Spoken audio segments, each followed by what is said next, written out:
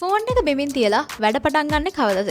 මීට දවස් දෙකකට විතර කලින් අපි අපේ YouTube community එකේ poll එකක් කරා. ඒ poll එකේ අපි අහලා තිබ්බේ ඔයා දවසකට පැය කීයක් ෆෝන් එක use කරනවද කියලා.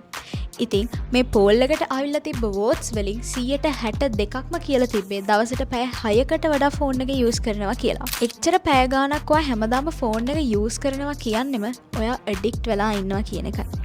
ඉතින් මේ ඇඩික්ෂන් එක බ්‍රේක් කරන්නේ කොහොමද? චුට්ටක් හිතලා බලන්නකෝ ඔයාගේ එදිනෙදා දවස මේ වගේද කියලා.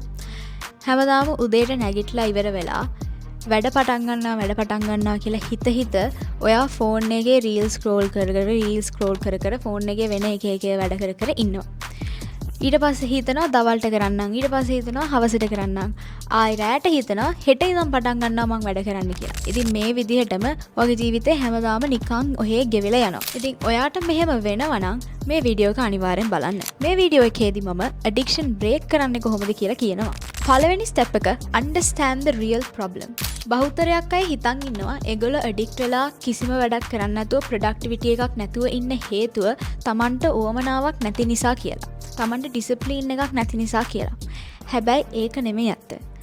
ඩෝපමින් ඇඩික්ෂන් කියන එකට ඔයාගේ බ්‍රේන් එක ට්‍රේන් වෙලා තියෙනවා. අන්න ඒක තමයි ඇත්ත. ඔයා රීල් එකක් බලපු ගමන් ඔයාට දැනෙන ඒ ඉන්ස්ටන්ට් ප්ලෙෂර් එකට ඔයාගේ බ්‍රේන් එක ට්‍රේන් වෙලා ආයෙත් ඒක ඕනේ කියලා ඉල්ලනවා. ඉතින් මේ ඉන්ස්ටන්ට් ප්ලෙෂර් එක ඔයාට තප්පර ගානකින් ඉක්මනට ආයෙත් හම්බෙන නිසා long term goals ඒ කියන්නේ පාඩම් කරනවා වගේ වැඩ, එක්සර්සයිස් කරනවා වගේ වැඩ කරන්න ඔයා කැමති නෑ. ඔයාගේ මොලේ ඔයාට ඒක කරන්න දෙන්නෙත් නැහැ. ඉතින් මේ ඇඩික්ෂන් එක බ්‍රේක් කරන්න නම් ඔයාගේ ස්ටිමියුලේටිං ලූප් එක ඔයා බ්‍රේක් කරන්න ඕනේ. මොකද්ද ඔයාගේ ස්ටිමියුලේටිං ලූප් එක? ඔයා රීල් එකක් බලනවා, ඔයාට පුංචි සතුටක් දැනෙනවා. ඊට පස්සේ ආයෙ ස්ක්‍රෝල් කරලා ඊළඟ රීල් එක බලනවා.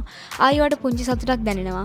ඒ සතුට නිසා ඔයාට ආයෙ රීල් එකක් බලන්න හිතෙනවා. මෙන්න මේ විදිහට මේ ලූප් එක ආයෙත් ඔයාගේ ටයිම් එක ඔකියුපයි කර ඔයාව කන්ට්‍රෝල් කරන් තියන් ඉන්නවා. ඉතින් මේ ලූප් එක බ්‍රේක් කරන්න නම් ඔයා කරන්න ඕන මේ හැම එකටම මූල හේතුව the main source එක අයින් කරන එක. ඉතින් මේ කේස් එකේ phone addiction. එතකොට ඔයා අයින් කරන්න ඕනේ ෆෝන් එක. ෆෝන් එක තමන්ගෙන් පුළුවන් තරම් ඈතින්ම තියන්න. වෙන රූම් එකක දාලා හරි ලොක් කරන්න. නැත්තම් ෆෝන් එකේ තියෙන ඔක්කොම ටික ෆැක්ටරි රීසෙට් කරලා දාන්න. නැත්තම් පේරන්ට් කෙනෙක්ට හරි දෙන්න. මොනම හරි විදිහකින් ඔයාට ඒක ඇක්සස් කරන්න බැරි විදිහට සකස ගන්න. ඉතින් පුළුවන් තරම් මේ විදිහට මේ ඇඩික්ෂන් එකට ඔයා ෆ්‍රික්ෂන් ක්‍රියේට් කරගන්න ඕනේ. හරි. දැන් ෆෝන් එක නිකන් අයින් කරලා විතරක් හිටියම මේ හැමදේම හරියන්නේ නැහැනේ. ෆෝන් එක ඔයා දවසට පැය 8ක් පාවිච්චි කරා කියමුකෝ. ෆෝන් එක අයින් කරාට පස්සේ ඔයාගේ දවසේ පැය 8ක් ඔයා නිකන් ඉන්නවා. ඔයාට දැන් එක සැරේ පැය 8ක් පාඩම් කරන්න යන්න බෑ. එහෙනම් ඔයා කරන්න ඕනේ මොනවද? ඔයා මුලින්ම ඔයාට ගෝල් එකක් සෙට් කරගන්නවා. පළවෙනි විනාඩි 20 මම පාඩම් කරන්න යනවා. ඩිස්ට්‍රැක්ට් වෙන්නේ නැතුව වෙන වැඩ කරන්නේ නැතුව පළවෙනි විනාඩි 20 මම පාඩම් කරනවා කියලා ඉඳගන්න. ඉඳගෙන කරන්න බෑ අමාරුයි. ඒත් ඔයා විනාඩි 20 තමන්ව ෆෝස් කරලා හරි පාඩම් කරන්න උත්සාහ කරන්න.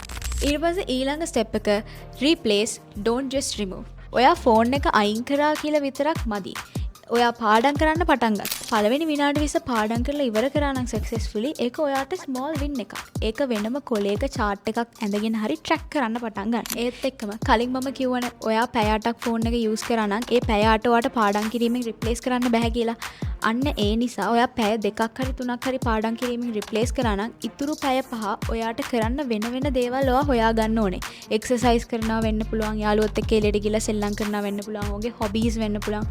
මේ වගේ ඕනම දෙයක් පික් කරගෙන රිප්ලේස් කරන්න. ඉතින් මේ ටික විතරක් කරලා මදි. ඔයාගේ එන්වයරන්මන්ට් එක ෆික්ස් කරගෙන ඩිසිප්ලින් එකක් හදන්නත් ඕනේ. ඉතින් මේ හැම විස්තරයක් ගැනම ඩීටේල් කතා කරපු long length වීඩියෝ එකක් අප්ලෝඩ් කරලා තියෙනවා study blueprint YouTube channel එකේ. addiction වලින් මිදෙන්න අනිවාර්යෙන් ඒක බලන්න. bye